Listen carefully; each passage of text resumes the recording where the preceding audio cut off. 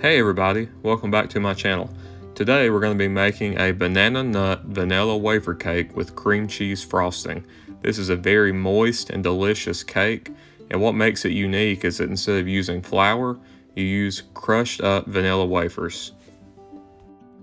So what you're going to begin with is 1.5 sticks of butter or margarine that has been brought to room temperature.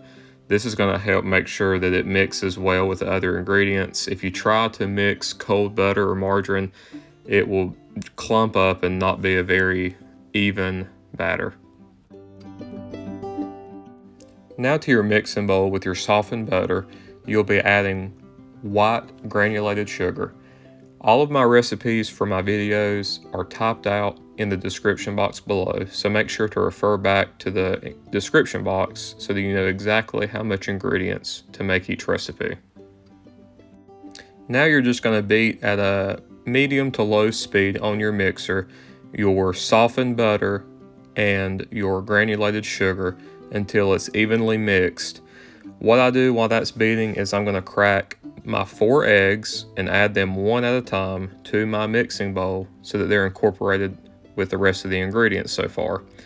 A good tip when cooking is to always crack each egg individually into a separate bowl or cup before you add it to your mix. Sometimes you can accidentally have eggshell in your egg when you crack it, so make sure to always separate them one at a time before you add them to the rest of your ingredients.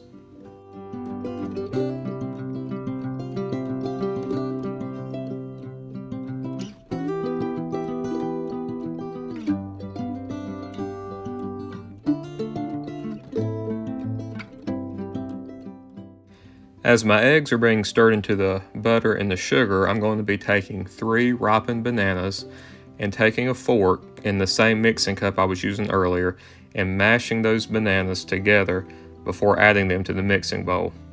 You want to make sure that your bananas are ripened. You certainly don't want them to be black, but you also don't want green bananas too. So make sure they're ripened, softened, almost like you would use to make banana bread if you've ever made that before. It's going to give more of a sweetness to it and also be mushier, which will help with the batter of the cake.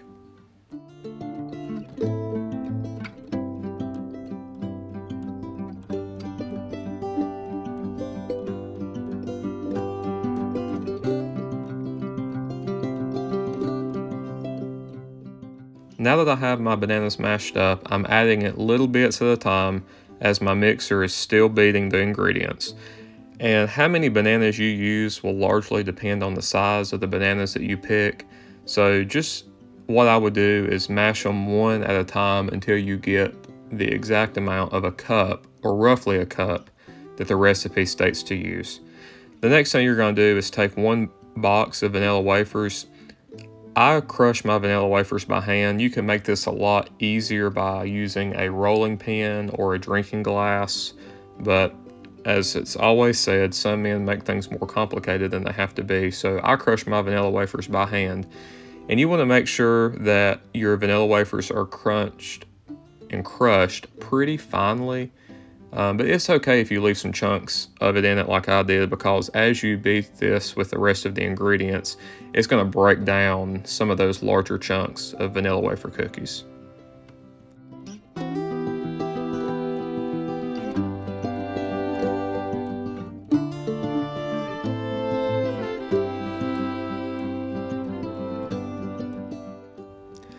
Now that I'm adding my vanilla wafer cookies to my mixing bowl, you want to start out stirring at a low speed. If you crank it up, you're going to sling cookies halfway across your kitchen. So start low, increase and adjust speed. And again, all you want to do is just thoroughly mix these wafers with all of the ingredients you have so far in your mixing bowl. The next thing we're going to do is add your chopped nuts to the cake batter. I'm using pecans. You're going to see that the pecans that I'm using are pecan halves, so I have to chop them with a knife, or you could use a food processor. You don't have to use pecans. You could also use walnuts if you would like, or if you don't like nuts or have a nut allergy, you could always omit the nuts from the recipe.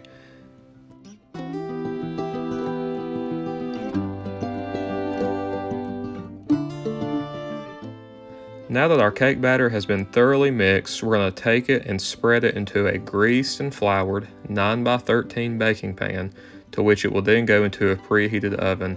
And again, that specific temperature to bake is found with the rest of the ingredients listed in the description box below. And so once it comes out, this is what it's going to look like. It's going to have a little bit of a caramelized crust around the edges, which will be delicious. Now we're going to be making a homemade cream cheese frosting. This is a very simple thing to make. If you've never made homemade cream cheese frosting, it takes minimal ingredients and time and tastes much better than what you could get in a store in a can. But what I do is I measured out 1.5 cups of powdered sugar. Now I will say that the recipe that I typically use to make this cream cheese frosting calls for 3 cups of powdered sugar.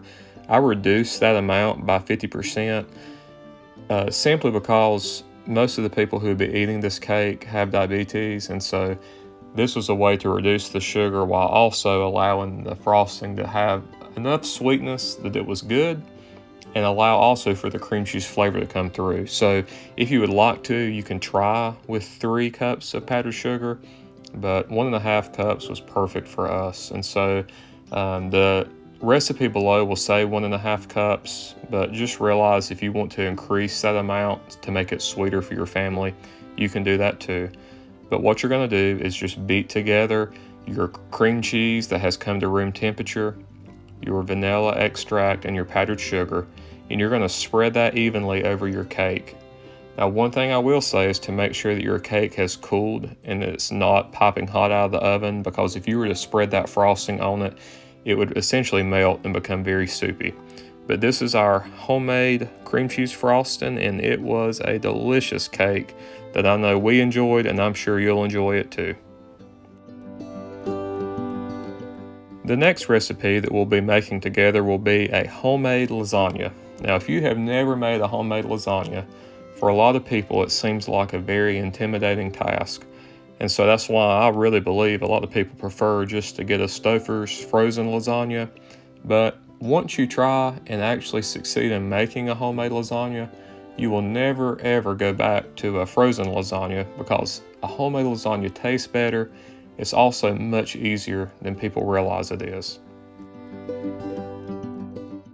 And so what I'm doing is browning 1 pound of mild Italian sausage.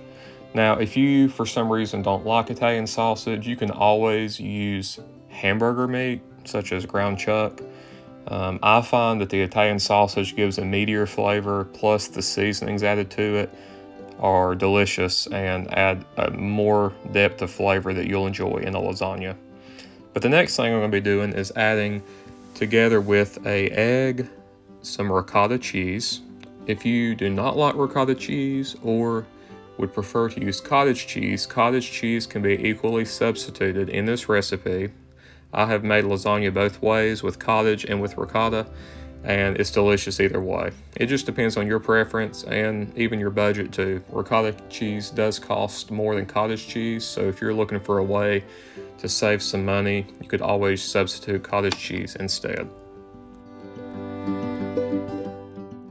To my ricotta cheese and egg mixture, I'm going to be measuring out some mozzarella cheese into the measuring cup, and then I'll be adding Parmesan cheese to the measuring cup.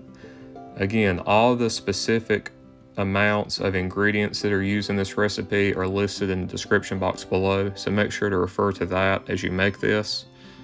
And to this mixture, I'm just going to be adding just about a teaspoon of Italian seasoning, just to give a little more flavor to the filling.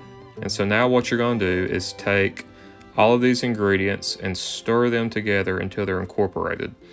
Now, a common thing that, if you've watched my videos before, that I tend to do is I put a lot of ingredients into a small vessel like this measuring cup here, and the problem could be solved if you use a large mixing bowl. That way you wouldn't have to be as careful as I did, just to make sure that everything didn't go on the counter.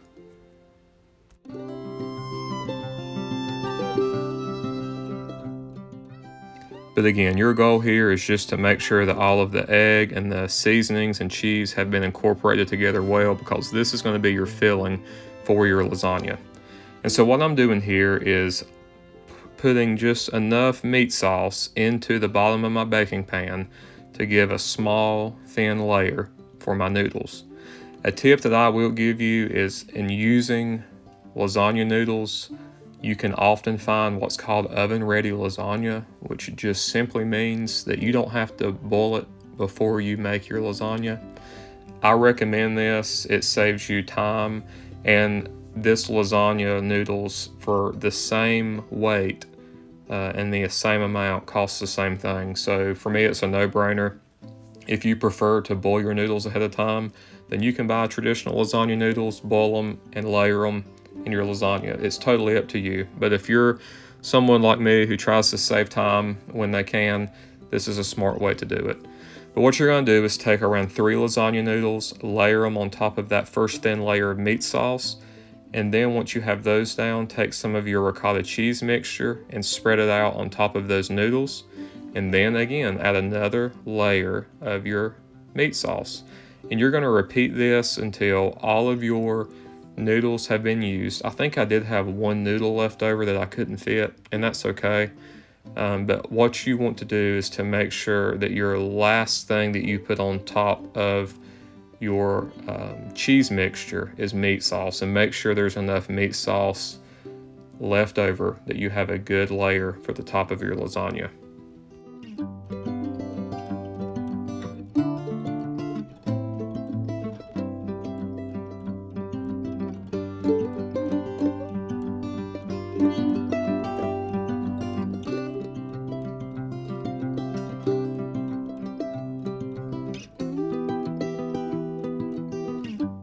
If this is your first time making a homemade lasagna, it can be intimidating, especially here.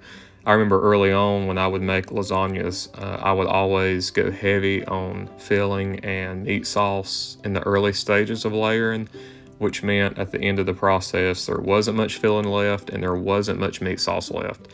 So my advice would be go light in the early, lower stages of layering, because you do want to make sure there's a healthy amount of meat sauce on the top of your lasagna. And so if you have lighter, thinner levels of filling early on, you'll never notice it once it bakes and you cut out your lasagna squares. I can promise you that nobody will be sitting at your table and looking and noticing that you didn't evenly distribute the filling and the sauce. So don't stress about it. Don't make it more complicated than it has to be. And one good thing about it is that the more you make it, the more comfortable you'll be with it. And like anything else, practice will develop patience in you as you cook and learn new skills.